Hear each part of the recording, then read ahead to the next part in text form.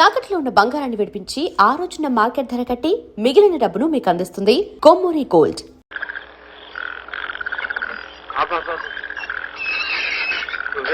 నువ్వా ఈ వేళప్పుడు ఎక్కడికయ్యా? ఏం లేదు సార్, కొంచెం పని ఉండి. ఆ పనేదో రేపు చూసుకోవచ్చు కానీ ఇంటికి పోదాం రా. అది ఏం మాట్లాడుకురా.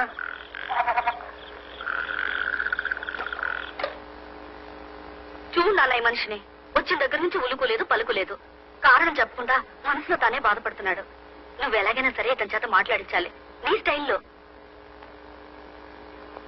ఒంటరిగా దిగులు బరువు మోయబోకునేస్తాం, మౌనం చూపిస్తుందా సమస్యలకు మార్గం. కష్టం వస్తేనే గద గుండె బలం తెలిసేది, దుఃఖానికి తల వంచితే తెలివికింక విలువేది. మంచైనా చెడ్డైనా పంచుకోను నేలేనా, ఆ మాత్రం ఆత్మీయతకైన పనికిరానా. ఎవ్వరితో ఏ మాత్రం పంచుకోను వీలు లేని అంతటి ఏకాంతమైన చింతలేమిటండి. రా సూర్యం రా, ఇది నా క్లయింట్ ఇల్లు. ఇక్కడ నువ్వు హాయిగా ఉండొచ్చు. ఏనికయ్యా దిగులు పడతావు? మీ నాయన నయం నిన్ను పెంచి పెద్ద చేసి అలగొట్టాడు. మా నాయన నన్ను 8వ ఏట అలగొట్టాడు. ఏమైందిట? దానివల్ల జీవితంలో కష్ట సుఖాలు తెలుసుకోవడానికి నాకు అవకాశం దొరికింది. సూర్యం, చీకటి తర్వాత సూర్యోదయమే కదా.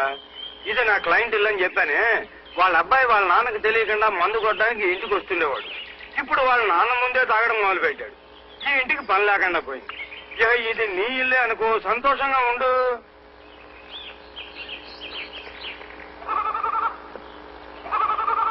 ఏమ్మా, నువ్వు లైన్ మ్యాన్ నారాయణ భార్య కదూ? అవునండి. ఎలా ఉన్నావమ్మా? ఎలా ఉంటాం బాబు, ఆయన పోయాక ఎండు పొలలు ఎండాకులు ఏరుకుని ఎండిపోయిన బతుకులయ్యాయి మాయి. ఏమ్మా, డిపార్ట్మెంట్ నుంచి మీకు రావాల్సిన నష్టపరిహారం ఇచ్చేసారా? నష్టపరిహారమా? ఎలా ఇస్తారు బాబు? ఏ ఎందుకెవరు? డ్యూటీలో ఉండగా తాగి పడిపోయాడు కాబట్టి గవర్నమెంట్ వాళ్ళు మా పూచి లేదని చెప్పేశారు. నారాయణ తాగేవాడా? ఎవరు తాగరు బాబు ఈ ఊళ్ళో. అందరూ తాగుబోకు సచ్చిన వాళ్ళే. పెళ్ళాం బిడ్డలు ఎంత నెత్తి నోరు మొత్తుకుని ఏడుస్తున్నా తాగుడుకు బలి కాని కాపరాలున్నాయా ఈ ఊళ్ళో? వాళ్ళకేం బాబు, ఖుషీగా తాగుతారు, కుటుక్కున పోతారు. మా బతుకులే ఇలా సావలేని బతుకులు, బతకలేని సావులు. వస్తాను బాబు.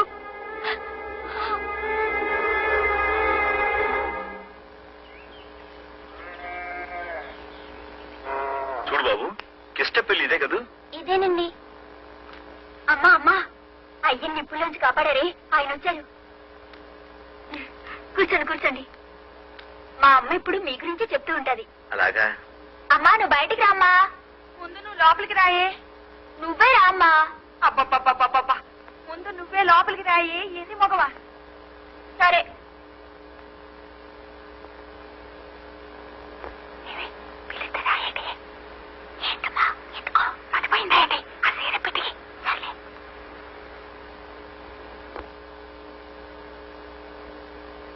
దండాలండి బాబు గారు. బాగున్నారా బాబు? గుర్తున్నాను అన్నమాట. అదేంటి బాబు, మా బతుకుల్ని నిలబెట్టిన భగవంతుణ్ణి ఎలా మర్చిపోతాం? సరే వరే. సరే, కిష్టప్ ఎక్కడా? ఆడిక్కడ ఎందుకుంటాడు బాబు గారు, కళ్ళు పాకల్లో దొల్లుతూ ఉంటాడు. కళ్ళు పాకలోనా? అదేంటి, ఇంత ప్రమాదం జరిగిన తర్వాత కూడా తను ఇంకా తాగుడు మానలేదా? ఎంత ప్రమాదం జరిగినా ఇంకా బతికే ఉన్నాడు కదండి. మరి సచ్చేదాకా తాగాలి కదండి. అర్ధరాత్రి ఇంటికి వస్తాడు, అది లేదు ఇది లేదని ఏదెందుకు తింటాడు బాబు గారు? ఇవ్వకపోతే మా అమ్మ వైపు సీరియసండి, నన్ను బండబూతో తింటానండి. కూలో నాలో చేసి నేను 4 డబ్బులు తెస్తానండి. నేను కూడండి మయమోహన్ పడేస్తానండి. నువ్వు ఊరుకోయే. అదేంటి, అమ్మాయి లోపలనే మాట్లాడుతుంది. రామ్మా, బయటిరా. అది బయటికి రావాలంటే నేను లోపలికి వెళ్ళాలి బాబు గారు. ఉన్నది ఒక్క చీరేనండి. నేను సైతం విశ్వవీణకు తండ్రినై మోక్షనలు పోతాను, నేను సైతం భువన కోశకు వెర్రి గొంతు కవిచ్చి మోతాను, నేను సైతం ప్రపంచాక్షపు తెల్లరేకై పల్లవిస్తాను.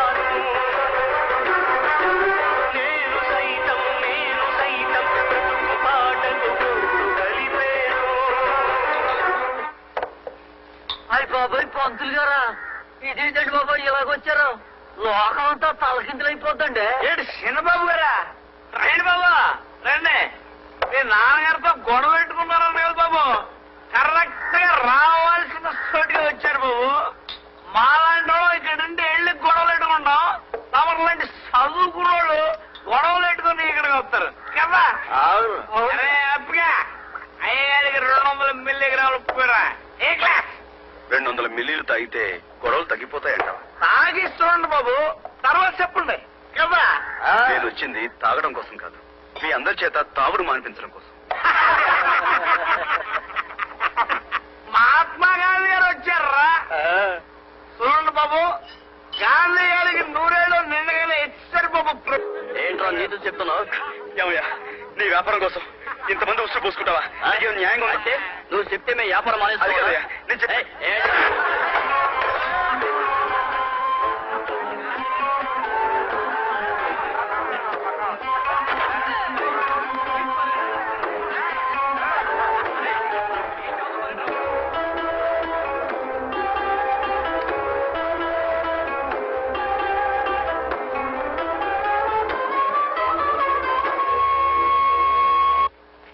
సంధ్య వందనం, సంధ్య వందనం, సంధ్య వందనం, సంధ్యా వందనం చెయ్యబోతున్నాను.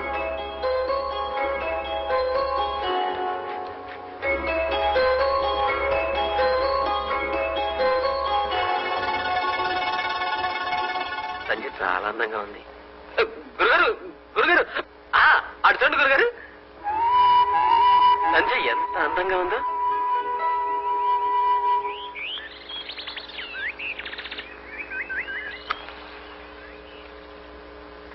వాళ్ళు తాగి తందనాలాడితే మీకెందుకు?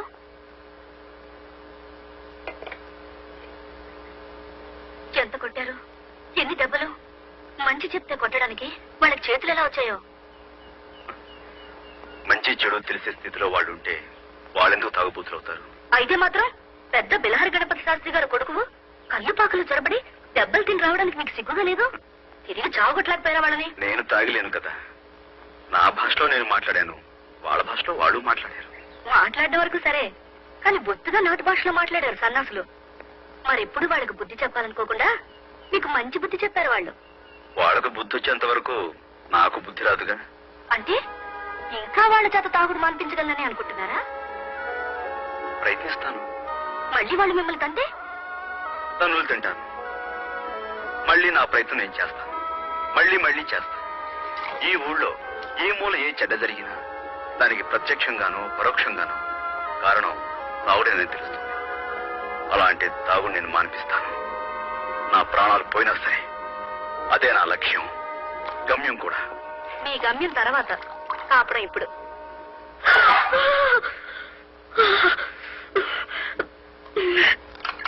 అల్లుకుంటాయే ఎర్రంగని మా బొమ్మర్సి కాడు అల్లికి నాడు. నా పిచ్చి తండ్రి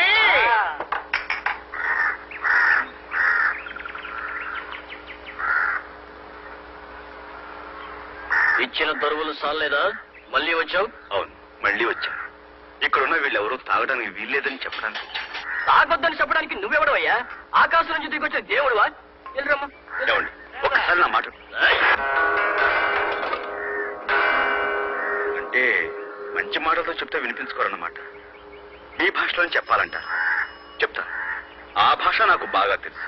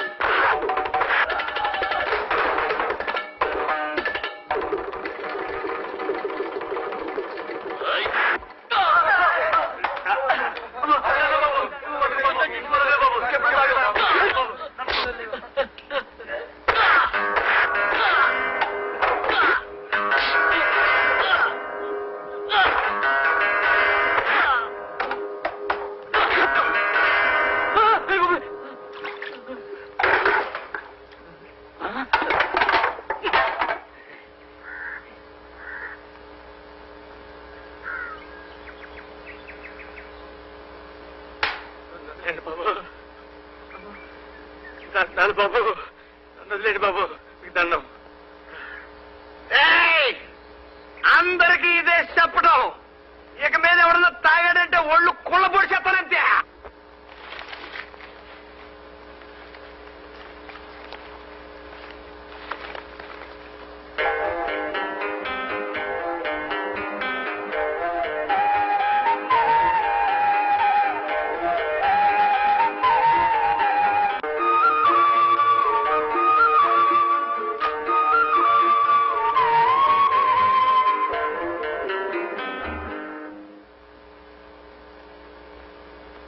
చారుకేశ, సాధన ప్రారంభిద్దామా?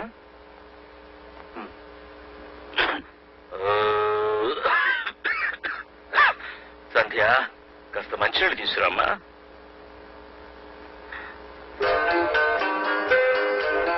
అదేమిటి ఆకు? అదే అదేం లేదు గురుగారు, ఈరోజు త్రిపుర సుందరి వ్రతం కదా, ఇల్లంతా మామిడి తోరణాలు కట్టంగా, అది చూడండి.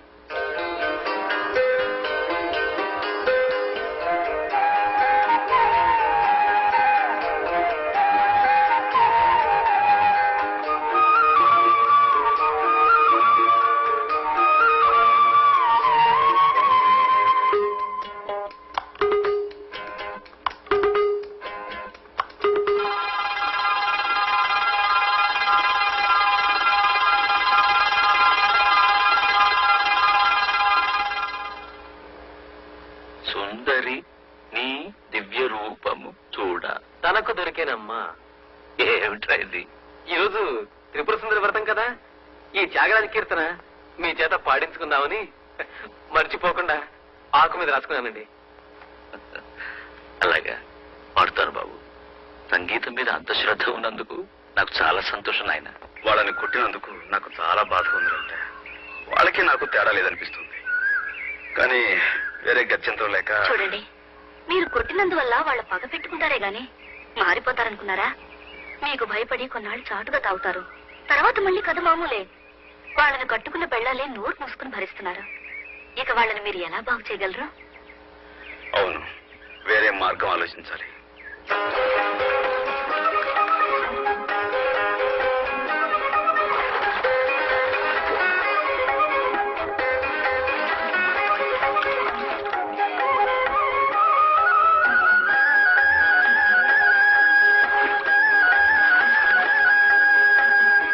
వరద బాధితులు, వరకట్ల బాధితులు, కరువు బాధితులు, రాజకీయ బాధితులు, రకరకాల బాధితులున్న మన దేశంలో తాగుబోతు భర్త బాధితులున్నప్పటికీ ఇలా ఒక్కటిగా చేరింది ఎన్నడూ లేదు.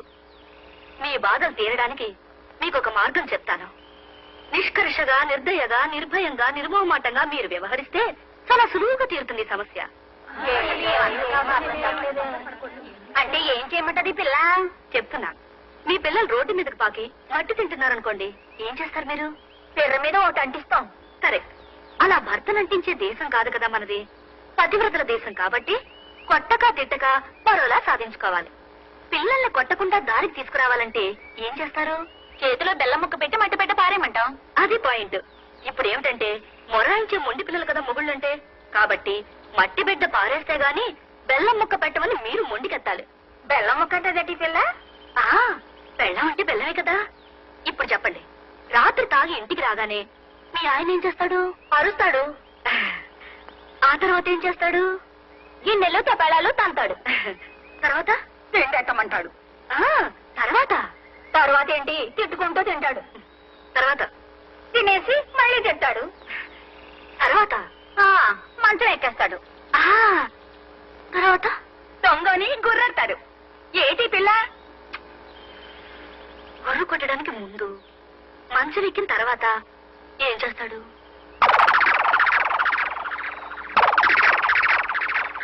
అది ఇక మీద అది వీల్లేదని ఖచ్చితంగా చెప్పేయండి.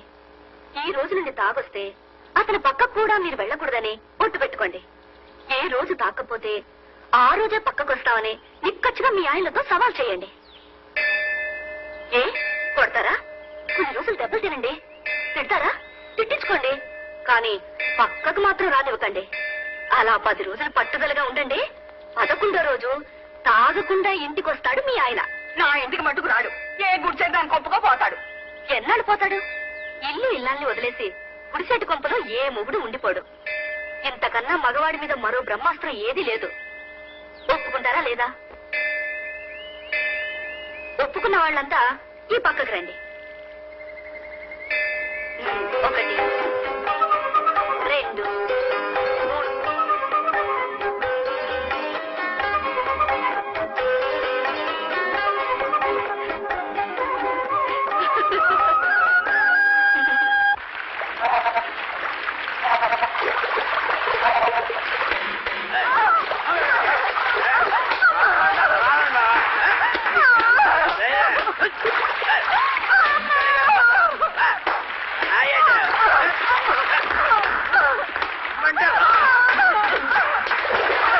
వీళ్ళందరి బాధలు చూస్తుంటే మనం అనుకున్న పథకం తప్పేమో అనిపిస్తుంది.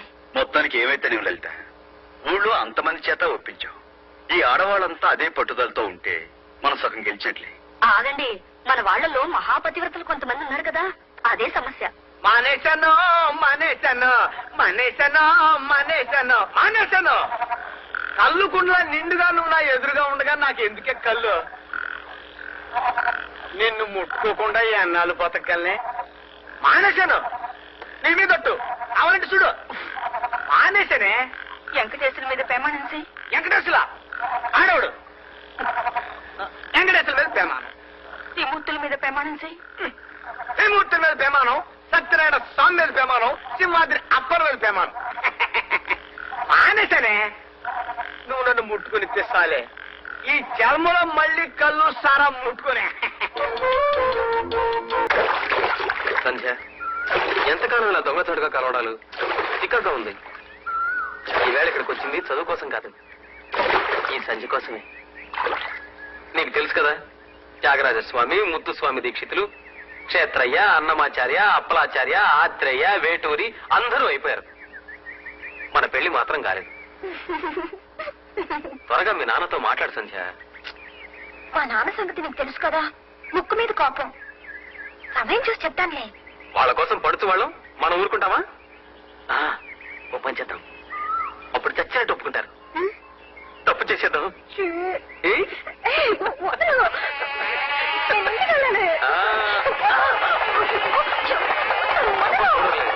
సంధ్య, సంధ్య, ఆగు, ఆగముంటే.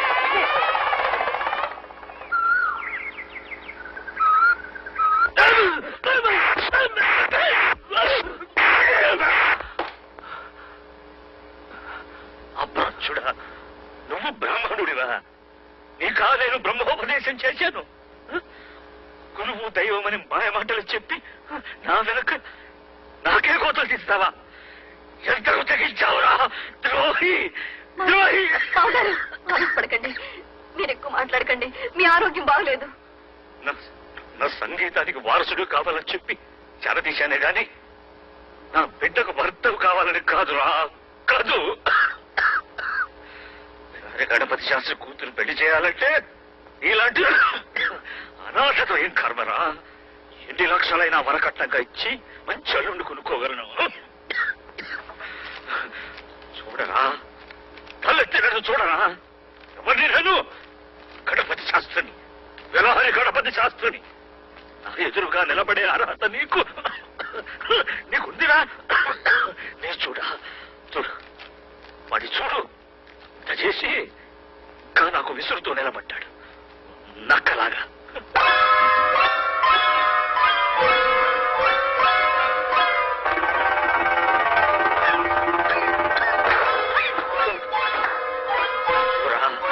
నీ పాపిష్టి ముఖం ఇంకెప్పుడు నాకు చూపించకు.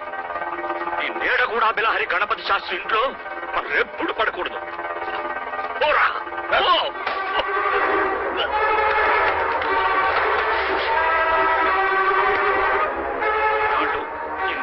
సంపర్కం పెట్టుకున్నందుకు ఈ రోజుతో మైల స్నానం చేసి వదిలించుకుంటాను.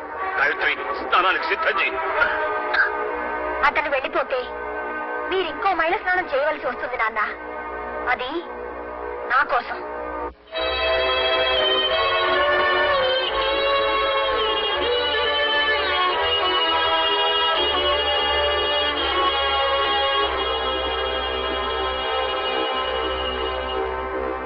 మావగారు, వాళ్ళిద్దరూ ఒకరినొకరు ఇష్టపడుతున్నారు. రోజులు మారుతున్నాయి. మనం కూడా మారడం అవసరం అనిపిస్తోంది. అబ్బాయి మన కులమే కదా. ఇంత జరిగాక వాళ్ళిద్దరిని మీరు ఆశీర్వదించడం మంచిదనిపిస్తుంది. పుష్పవాన్ ప్రజావాన్ పశుమాన్ భవతి చంద్రమావాం కుటుంబం పుష్పవాన్ ప్రజావాన్ పశుమాన్ భవతులకు సుస్వాగతం. మా అమ్మాయిని అల్లుణ్ణి ఆశీర్వదించడానికి వచ్చిన మీకందరికీ నా ధన్యవాదాలు. ఇతనే నా అల్లుడు అని చెప్పుకోవడానికే నాకెంతో గర్వంగా ఉంది. నా పిల్ల పెళ్లికి ఇస్తున్న రిసెప్షన్ లో నేనే కచేరీ చేయాలని పట్టుబట్టాడు మా అల్లుడు. అల్లుడిని అల్లుడుగానే కాకుండా నా ప్రియ శిష్యుడిగా, నా సంగీతానికి నేను ఎన్నుకున్న వారసుడిగా తృప్తిపరచడం నాకు కూడా తృప్తిగా ఉంటుంది. పదలే సంపదలుగా గలవాడిని. ఇతనికి వరకట్నంగా నేను ఏమీ ఇచ్చింది లేదు. నన్ను నోరు తెరిచి అడిగి కూడా లేదు. ఇప్పుడు అడగదలుచుకుంటే ఇవ్వడానికి నేను సిద్ధంగా ఉన్నాను.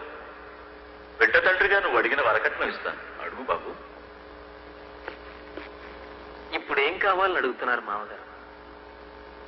ఏం కావాలి అని అడిగితే నేనేం చెప్పను? నాకన్నీ ఇచ్చారు. మామగారు కాకముందు నన్ను కాదన్నారు, కూడదన్నారు, కాలదన్నారు, కాంటించి ఉమ్మారు. అవన్నీ నాకు ఆశీర్వాదాలే. వరకట్నంగా ఏదైనా అడిగి తీరాలని, అడిగింది ఏదైనా ఇస్తానని సభాముఖంగా చెప్తున్నారు కాబట్టి సభలో వారిని చిన్నబుచ్చలేక వారి పెద్ద మనసు మీద గౌరవంతో ఏదో చిన్నవాడిని ఒక చిన్న వరం వారి దగ్గర ఉన్న వరమే వరకట్నంగా అడగక తప్పటం లేదు. కానీ వరకట్నం చట్టరీత్యా నేరం.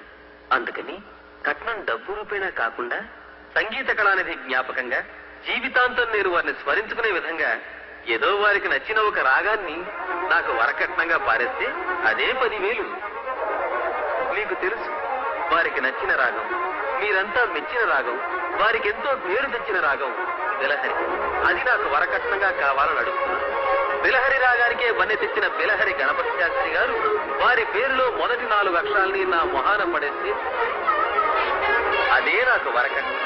అంటే జీవితాంతం వారు ఎప్పుడు ఎక్కడ బిలహరి రాగాన్ని పాడకూడదు. జనమిచ్చిన ఆ బిరుదు ఇంకా ఆయన పేరులో ఉండదు. ఎలా ఉంటుంది? నాకు దానంగా ఇచ్చేశారుగా.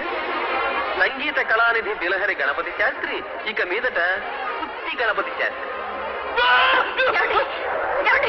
కొంచెం ఆగండి, మీరు తొందరపడకండి. శాంతేశ, మొదటిసారి నువ్వు నన్ను కలిసినప్పుడు నేను మీ ఏకలవ్య శిష్యుణ్ణి కానీ 1,000 కోసి గురుదక్షిణగా ఇవ్వలేనన్నావు.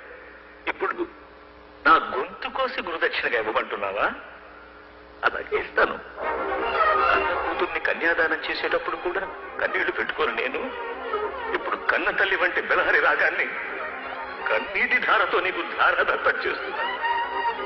తీసుకో, తీసుకో.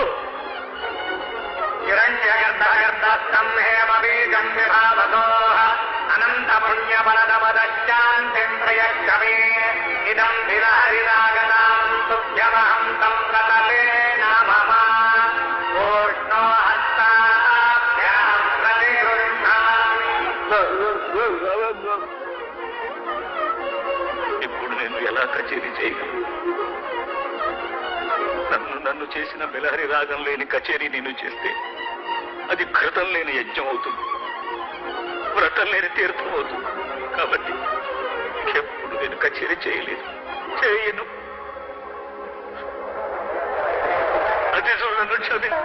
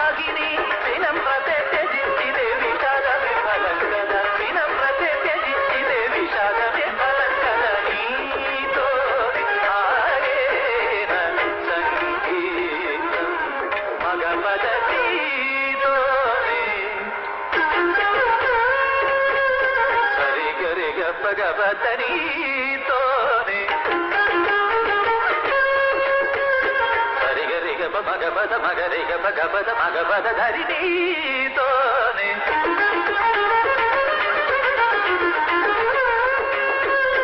పద మగవదరి ధరి ధని దబద దరిగ పద దరిగ పద దరిగ ధరి ధరిగ పదరి నీతోనే హరిగ మగరిగ మగరి దరి రి రి ధని ధని పమగ పమగ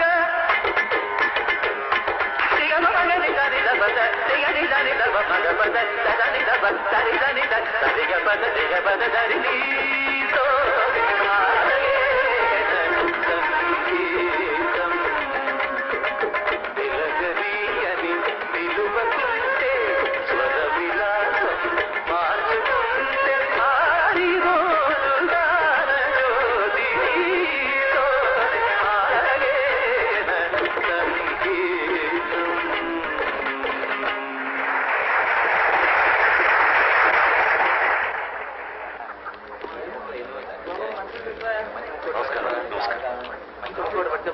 బాబు ఎక్కడికి వెళ్తున్నావు? వదిన నేను అది ఏమిటి భోజనం చేయకుండా వెళ్ళిపోతావా? సారా భోజనం చేద్దు కానీ. వదిన నేను భోజనం అంటే ఏమిటి నసుకుతున్నావు? ఏం లేదు వదిన. నేను వెళ్ళొస్తాను నాన్నగారికి చెప్పినా ఆయన కనీసం భోజనం చేసి వెళ్ళమని వదిలే వదిన. అయినా నీ ఇంట్లో నువ్వు భోజనం చేయడానికి ఎవరైనా చెప్పాలటయ్యా? సరే ఉండు, మామగారి చేత నేనే చెప్పిస్తాను.